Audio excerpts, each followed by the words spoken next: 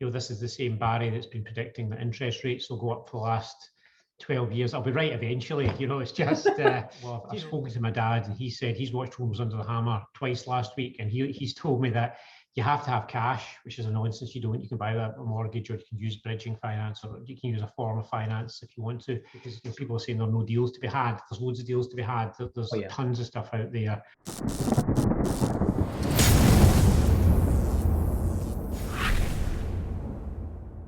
Welcome to another episode of Property Lunch with Giuseppe. Today I have a special guest. The special guest is Barry Duddy. How are you, Barry? Good. Feeling my best, Giuseppe. Thank you. Good. I'm not far away from you, so we're both in Scotland. So you are kind of my neighbor. Where are you based? So we are in sunny Prestwick, which is in the middle of Ayrshire. So nice part of the world, one of the best yielding parts of the UK as well, Giuseppe, I might add. So we do okay down here. So yeah, we're on the Ayrshire coast, so we're about 30 minutes south west of Glasgow. Yes, and you have an airport there, right? We've got the rather optimistically named Prestwick International. So if you want to go to Ibiza, it'll take you there, but not too much further, I don't think. So it's been pretty reliant on Ryanair over the last 20 years. Yeah, actually, that was my first flight to Scotland. Yeah, it's impressive. 2005, I think I came for 1 month and never left. Right. So to introduce you properly, Barry, you wear different hats. You have the property trader hat, which is your main business. You've been in property for many years now. And you have a marketing business, but you also are a book author, and probably you don't remember, but I do have your copy here.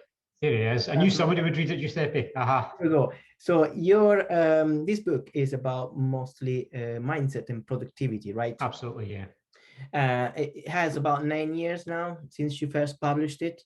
Yeah, maybe more, 10, 11. Yeah, and probably like a lot of us, Giuseppe, it's stuff that impacted me quite a lot when I was a kid. So when you grow up and you've actually applied some of those lessons, you try and pass it on a little bit, so that's where it came from. So the ethos of the book is I just sat down with 200 people, so it's not just Barry's idea, who'd achieved success in various walks of life, business and commerce and sports and the arts and leadership and the sciences, and just asked them what had worked for them. So it was probably a couple of years in the making, but stuff like that still resonates strongly with me. And I think for a lot of people that will listen to this or watch this, that'll be a big part of their lives. Ambition and wanting to improve and be better than you are is, it's part of the human condition. It's what makes us different, I guess. There is a lot of very good content there, and could be useful a lot for many people that are struggling to get going. Let's say when they get started, the feeling that they have is overwhelmed, and they can't really understand the key lessons on how to get unstuck and be more productive. And I think this book is quite a golden nugget, if I can say.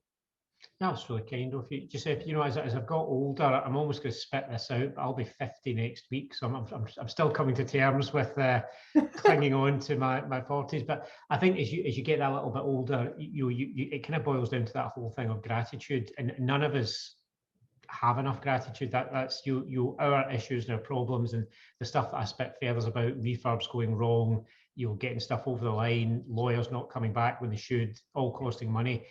Somebody somewhere has been told that their kids got cancer. Somebody somewhere has been told that that they're going to be displaced from their homeland and moved somewhere else. There's an old adage that if we all came to the table and put down our problems, most of us would be glad to take the problems we arrived with back with us. And we all suffer from that as a lack of gratitude and mindfulness, I think sometimes. So hopefully that little tome, that book there, kind of just reflects some of that. And I'm always aware that it's all very well to write about these things and to be intellectually aware of them, but I know that I fall short of that standard quite often, and that I still get bent out of shape by stuff that's in the grand scale of life and death is not that important. But anyway, I'm off at a kind of tangent. But I think sometimes when it seems tough, a bit of fortitude and a bit of gratefulness for the fact that we've got the problems that we've got and not other problems, would go a long way for a lot of us. I agree with you. I agree completely.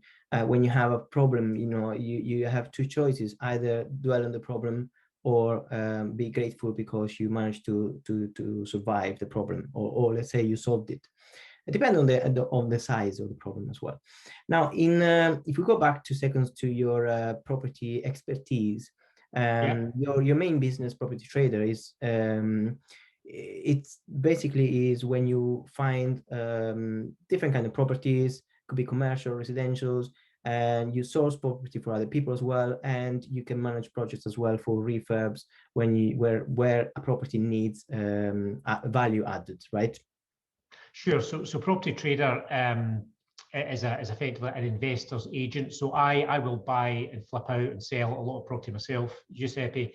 I am not a huge fan of doing refurbishments. I think we've all got our joy. Some people actually enjoy that creative process. I never have. That's one of the things when I become ungrateful. I just get upset and start, can I just get the bit where you get the keys and it's immaculate? So a refurb for me quite often involves picking the letters up from the front doormat and putting them in the blue bin. And I feel as though I've done lots and lots of work.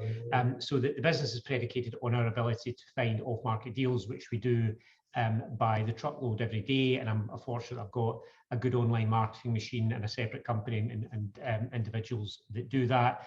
These opportunities then come to us and we'll filter them out. What can we buy and just sell back onto the open market, which, that's something that quite recently we took a little group in and showed them how to replicate what we do in their own area, and they're all flying. They've had super success with that. So those guys and girls are now in the same position as we are. We can find off-market deals and just sell them back onto the open market without doing any work. So that's my kind of main interest and main job.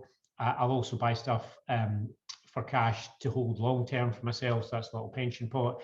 But you can only wear one pair of shoes at a time, Giuseppe. So lots and lots of these opportunities that we get, we can't buy them all. So we just introduce investors into them. So the stock is generally 20 to 30% below home report price. It will stack up as a deal, in terms of an investable deal that will produce generally a double-digit yield, and that then produces the bulk of our business. That's where most of our properties go. The stuff that we don't touch, we partner with estate agents. So if we find 4 or 5 bedroom detached houses and the owners are looking to sell, we'll just refer that out to an estate agent. It probably doesn't work for an investor. It certainly doesn't work for us. And I just don't want to be really involved at that level. It's a different part of the market. So I proactively buy and sell stuff, and I do hold stuff long term as well in my own portfolio. But a lot of the thing and a lot of the rebrand that Property Trader went through now is positioning ourselves as an investor's agent. So we will go hunting on behalf of investors. Almost all the stock that we'll show as visible will not be on the market. It's stuff that we found directly from the owner, be they living there or be they a landlord that's just fed up with it. And we'll always have negotiated a deal to a fair amount below what would be an open market value before we'll present it. Particularly as a lot of our investors are buying stuff with mortgages, so they can do money in, money out deals far more readily. If they're buying below market value, without putting much sweat into it, they can refinance it in 6 months and pull all the money out and go again. So many of the people that we work with are people that are doing that every 6 months. So lots of moving parts, and it keeps me busy. That's why I'm in the office 7 days a week and all the rest. So let's say, for example, that you find the owner says, okay, I have this property, I haven't put it on the market yet, I don't know the value. But then when you give them the value, they say, I was hoping to get a bit more. What kind of objections generally you have, and how do you overcome these objections? Yeah, so again, a lot of this comes from the sheer volume of opportunities that we see. So I can afford to be fairly tight on price, and it's not to be mean. And we'll always tell people, look, if you go in the open market, and we have this online auction as part of our business as well. So if it's a decent deal, we'll stick it on Rightmove and Zoopla on behalf of the seller free of charge, and we always give them that option. I'm conscious there's a morality to this business, Giuseppe. So we're not out there stealing houses off widows and orphans. We're trying to do the right thing, and you'll always say to someone, look, broadly, this is going to be the value of this. If you want it done within 14 days or 21 days, I can offer you cash right now, but this is what it's going to look like. But you'll be in and out. I'll pay your legals, I'll pay all your costs.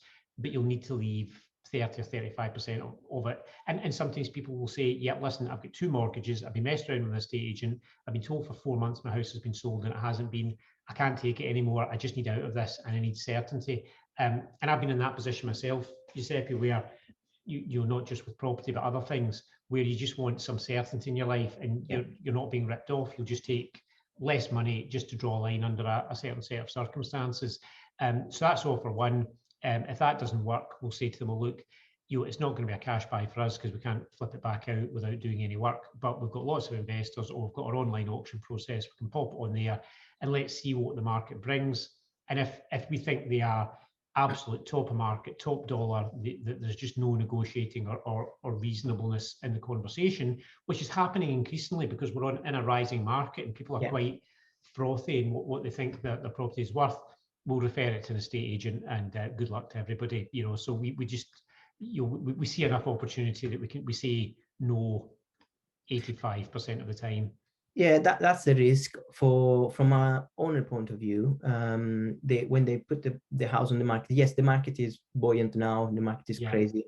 People are overbidding way more than the actual they should make sense. For example, for the stamp duty holiday, they were saving 4% in Scotland, of course, and 3% in England. And in order for them to save that 3 or 4%, they were bidding 15% over the asking price. Which, if you think about, it's crazy.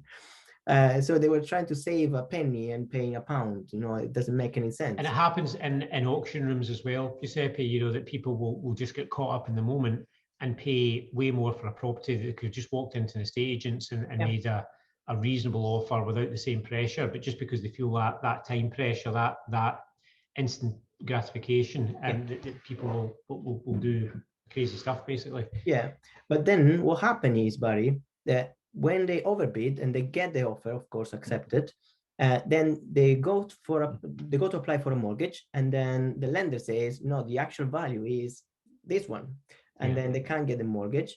And then the house will be back on the market after 2-3 months. The vendor is more frustrated than ever. So I totally understand when they prefer speed and certainty in a transaction. That's why sometimes they do accept a bit less, but they know that's done. It's not a headache for me anymore. I can move on. Yeah, and we've had this past couple of weeks, 2 instances. One up in Clydebank where there was an offer of 53 on a 2-bed flat. My magical number 39,999. You'll know why that is, Giuseppe. Yet, so just a quid under stamp duty. They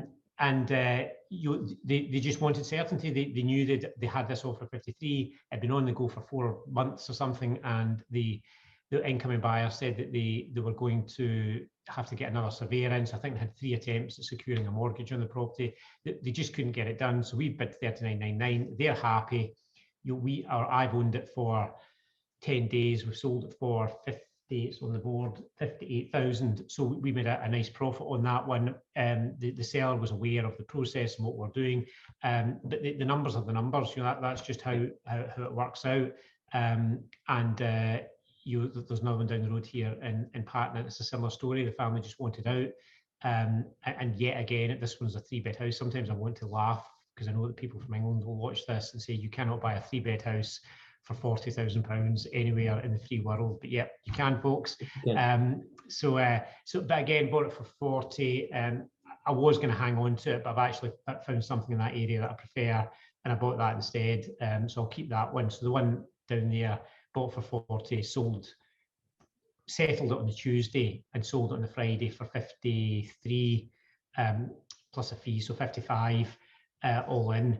And that's quite replicatable. The stuff that we do, we haven't invented fires, Giuseppe. Anybody could effectively set up a similar machine to one we've got.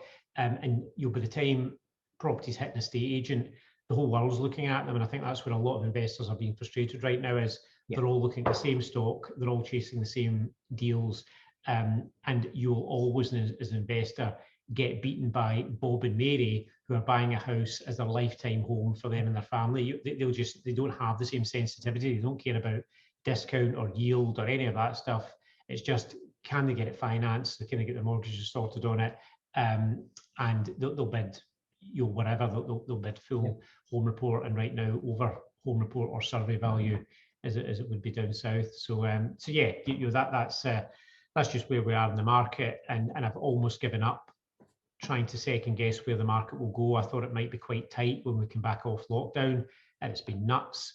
So now you're sitting here thinking maybe when all of this furlough ends, maybe then it'll get tight. But this is the same Barry that's been predicting that interest rates will go up for the last 12 years. I'll be right eventually. It's just my first mortgage was 14% was the pay rate from the Woolwich back in the day, and I was happy to get it. So 94 or whenever that was. So yeah, it's we'll see where it all goes. But I think all you can do is probably act within a 90-day to 180-day window, and it's why I don't really like getting involved in bigger end development stuff, because if you're locked into something for 2 years, lots can change in 2 years, and we do have investors that want to put money into our deals, and I'm comfortable doing that because you've got a 6-month window, they'll get the return, they've got a full security over the property whilst we're doing any work or whatever might be involved. But it's just a nice way for everybody to win and for everybody to make a nice return on their money. I think if you start getting locked into brownfield sites with 2 or 3 year windows, there's just lots of moving parts, and there's a big timeline, economically, politically, all of that stuff that can impact what you're trying to do. So the model we have in here is we buy houses and just turn them into nicer houses. I don't really, as my other half will attest to, I can't hammer a nail in straight, so I don't want to be getting involved in anything too complicated. Let's just plasterboard it, change kitchens, change bathrooms, re-roof houses. We can do all of that, but let's not get too ahead of ourselves. So there's an old saying, Giuseppe, a small fire will keep you warm and a big fire will roast you. So we just try to live with small fires in here, and it works quite well. Absolutely. Right. So for the property, for example, that you buy and then a few days later you sell them for a profit.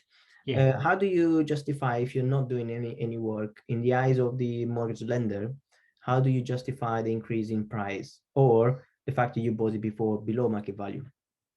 Yeah, so that's it's not an issue for me because I'm buying for cash, so I don't have to justify myself to anyone. What I do have to be sensitive to is the person that I might be selling it to. So I might just stick that property straight onto Rightmove. It's not necessarily one that would take to my investors, because I'm trying to max out my return on it. So there might not be the same market discount on those ones. So we'll stick it on Rightmove, Zoopla, etc. And I just need to be aware that we need to educate the buyer that this property has been bought quite recently. You might want to speak to your mortgage broker to ensure that there's no issue around 6-month rule, which for everybody not familiar with that, it's not a law, but it's just merely the rule that some lenders aren't happy if a property's been owned less than 6 months, remortgaging it. So that's the only thing. So I don't have to rationalise to anybody, because from our side, I just need to be sensitive that the buyer is aware and that whoever their bank is. So Virgin Money, I don't think give a monkeys about 6 months, really seem just to crack on with things. I think I've understood now. I see the process behind this one. So you have a good marketing machine there which attracts off-market deals. Then you negotiate the deals according to the situation of the vendor. So you work together, and then once you buy, then you stick to the main platforms for selling open markets, and that is your model.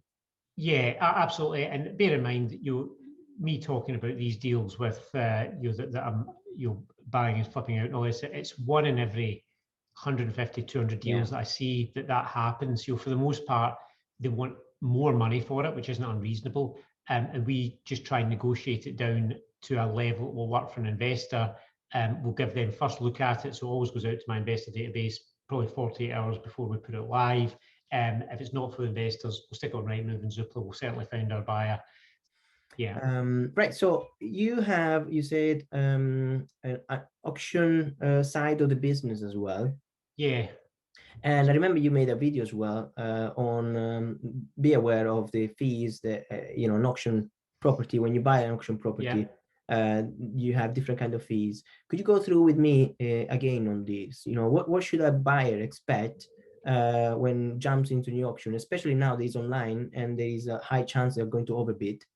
What kind of price and fees should they expect in an auction? Yeah, and I say this somewhat guardedly now. I'm Michael Jackson moonwalking away because we are a fee charging to the buyer auction. So what I would say to anybody is just it has to stack up. So it doesn't matter.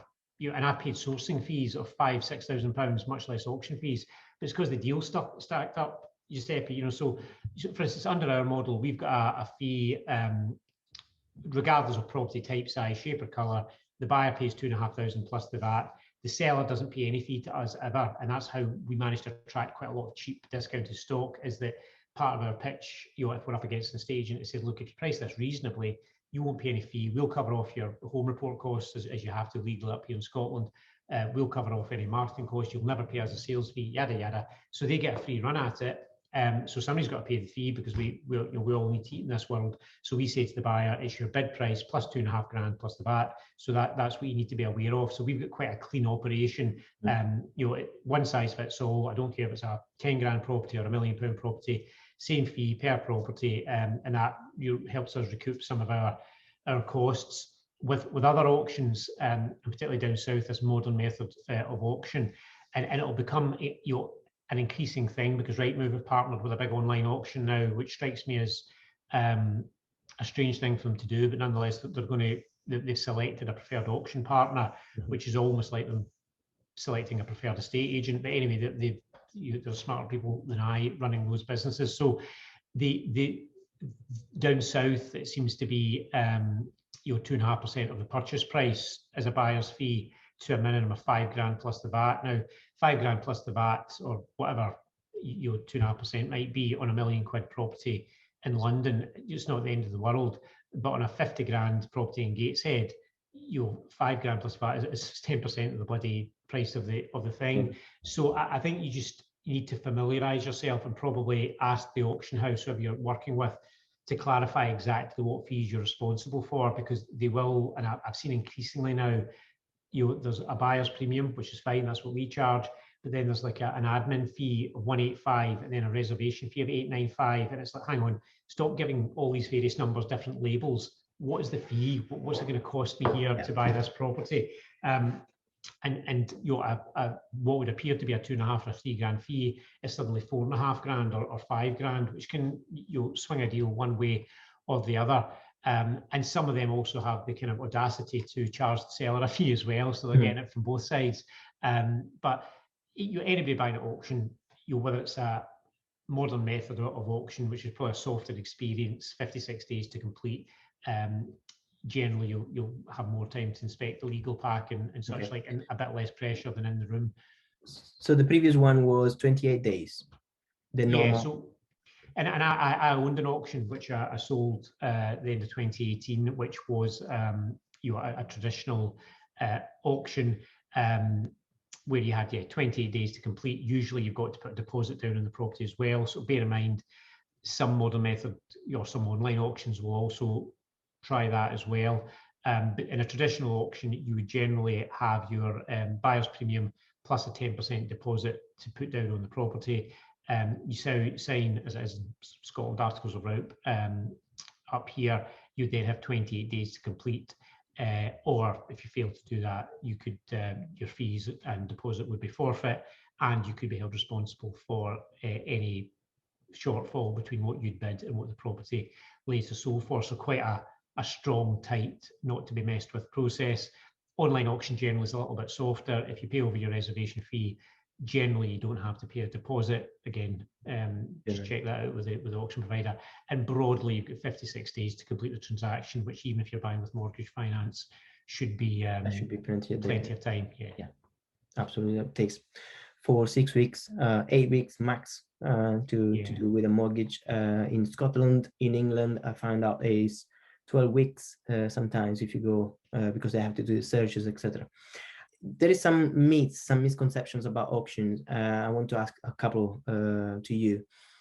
One is auctions are only for distressed properties and desperate sellers.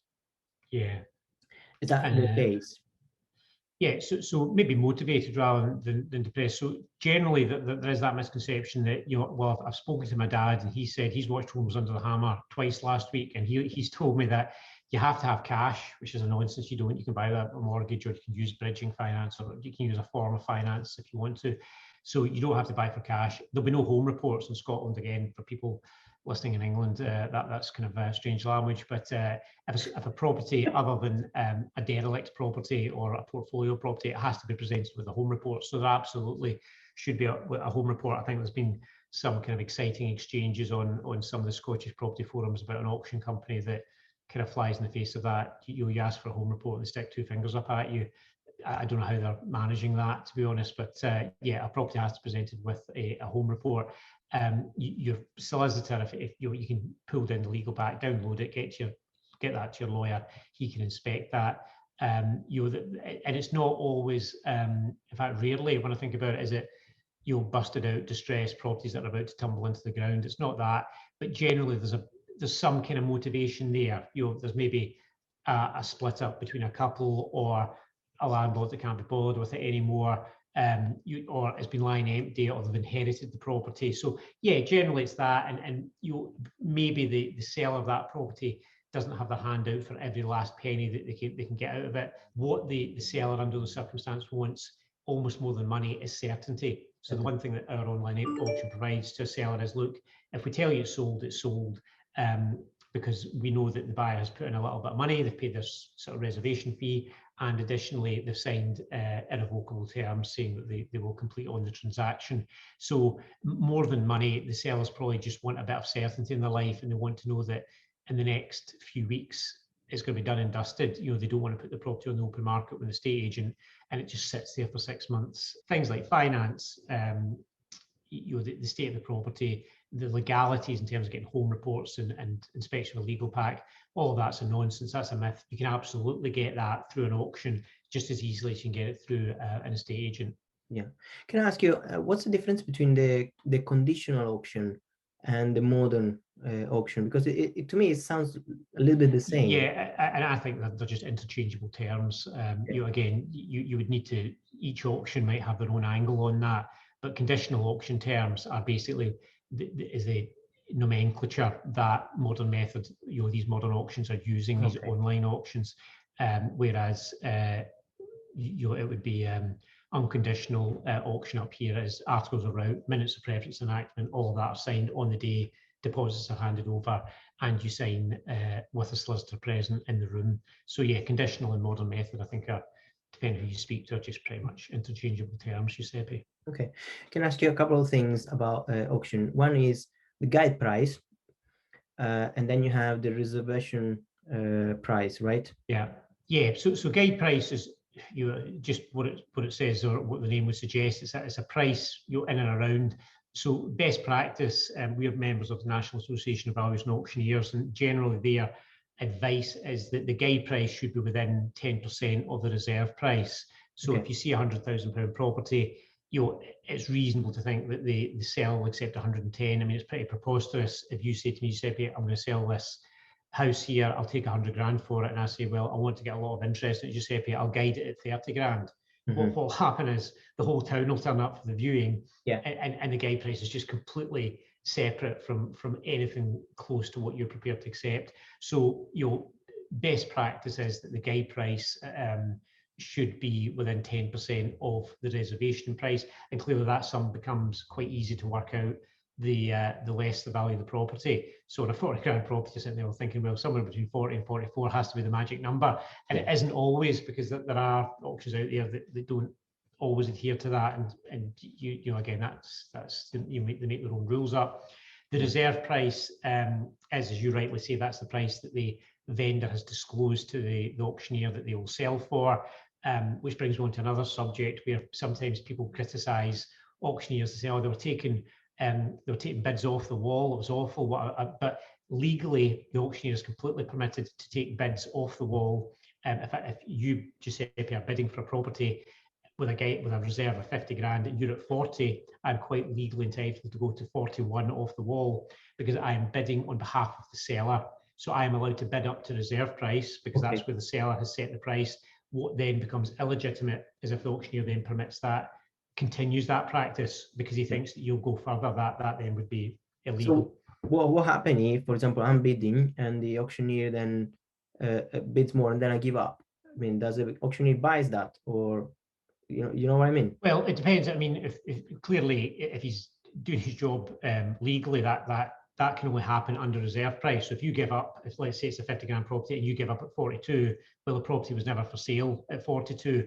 And sometimes if you listen to an auctioneer's language as he gets close, at 40, 41, at 42, and then he say, as soon as he hits 50 in the room, he'll say 50, I am selling now at 50, we're selling at 51, we are selling this property, we'll sell it. So by betrayal of his language, he will deliberately tell the room that this property is now not going to go. And broadly, what would happen if you got to 42 and gave up, they would probably try to collar you before you left and say, listen, is that the absolute best you can do?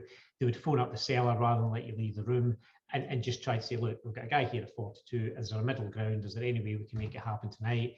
And listen, the thing is, we've lost the kind of the need for that. Technologies, I'm sure there was a time we had to ride a horse across a field to the local hostelry and bid for the farm that we wanted to buy. But we can now sit here, you and I, and have this conversation. So that dynamic, and it's why we kind of sold our in the room auction. That dynamic, although we've got an online auction, very rarely does someone go and buy a house as if it was eBay. You don't just go click on, we get bids online, but generally that's not what gets the deal done. We usually invite the seller, look, if there's something in your mind, give us a number. We'll go and speak to the vendor to see if we can make it happen. If we can, great. If we're not, it's going to have to stay on the market, but at least you'll know within the next 10 or 15 minutes where you're at with it. Or you can sit there continually clicking on our website and you'll then get an email back within an hour saying, well, that hasn't worked either.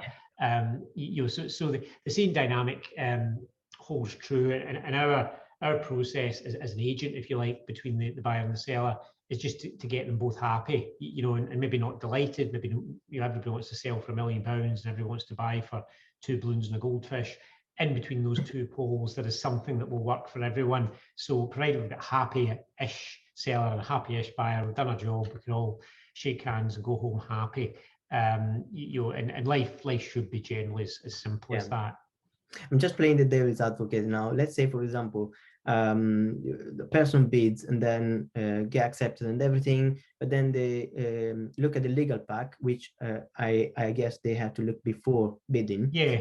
But let's say with the conditional auction or the modern type of auction, they can't get a mortgage or they don't like the legal pack, whatever, and they just decide to retract. Can they do that?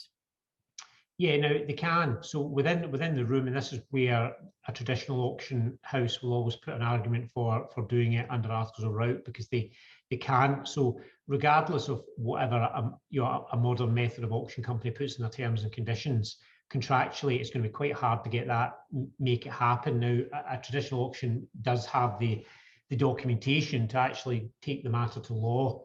The fact of the matter is, if you retract, regardless of whether it's an old-fashioned auction or not, if you retracted in an in-the-room auction, ordinarily they just don't do anything. Your fees forfeit, your deposits forfeit, but to chase you if you don't have the money, what's the point? They may as well just remarket the property and get it back. So it's all very well saying what's legal and illegal and what can happen and can't happen, but pragmatism wins, Giuseppe. So if somebody doesn't have the money to complete, there's no point in taking them to court. Then the court will say, no, he doesn't have the money, like he told you, right? So, and it's taken 6 months. You may as well just remarketing the property. So under our process, for instance, the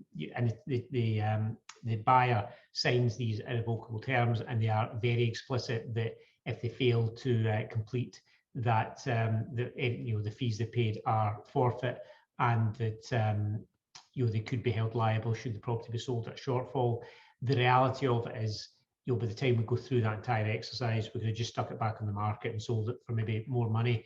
But the one rod that we've got over the seller, and it's why we can always, I'm trying to think of anything. I think maybe twice in the last 3 years we've had buyers withdraw. It just doesn't happen. If somebody signs terms and puts money into the process, they'll generally stick with it, regardless of contracts or legals or whatever else. They're financially and mentally committed into the transaction. Whereas in a estate agency land, right up until the Monday before the Friday when it's due to settle, they can just phone the lawyer and say, listen, I'm not admissive and I've changed my mind, so tell them I'm not doing it, and that's it. They can just dance away with it without recourse. So yeah, I mean, there's a legal answer to that, I guess, and the practical answer, which is broadly nothing happens. That's very useful, Barry. Thank you so much for this. What is your plan for the next few months? What are you looking forward to? Yeah, do you know that's been uppermost in my mind, Giuseppe? It must be that big birthday that's weighing heavily on me, so I was going to say run away to Ibiza and start a kind of deck chair franchise. That'll be this guy selling Fanta on the beach as soon as this lockdown's over. That sounds like a spectacular business. So I think with the from a property perspective, we're really going to scale Property Trader as an investor's agent and work really hard on behalf of investors to find quality stock. I'll be buying quite heavily, so I do think, much as I say that I'm going to give up predicting things, I think the market will get tighter over the next 12 months, and it will be a great time to be buying property, whether you're flipping it back out or whether you're hanging on to it for the long term. I know how frustrated many investors are right now because stuff goes on the market, 15 offers. You bid 10 grand over a home report. Sorry, you were ninth. I thought, yeah. From a personal perspective, I will make sure that Property Trader is a standalone business, so I'm not going to be necessarily involved in the day-to-day. But we will be positioning ourselves as an investor's agent. Even if I'm being ultra greedy, I can only buy properties realistically within an hour's drive of where I am. We have that capacity here, whereas there's people all over the UK that could be doing the same thing. And as I say, we haven't invented fire, but for the last 5 years, we have very, very slowly built this machine and made a lot of mistakes, invested a lot of money, to make it as slick as it is now. So I'll be fairly vocal about that all over your Facebook and LinkedIn stream, and you'll block me on almost every platform. I'll just spam everybody. Right. So thank you so much. I'm going to make a toast to your 50th birthday. Have you got your drink there? A glass of water. I'm the only teetotaler in Scotland. Right. You know that. I still haven't found a guest that is sharing a drink with me, wine. By the way, I'm not a heavy alcohol drinker. I just want to make sure this is. Denial's the first sign, Giuseppe. You know that. Just so you know, it's not something I do every single day. Brother, nobody's judging you here. Right, buddy. Thank you so much. A big hug from me, and I hope to see you soon. Okay, take it easy. Good to catch up. Take it easy. Bye-bye.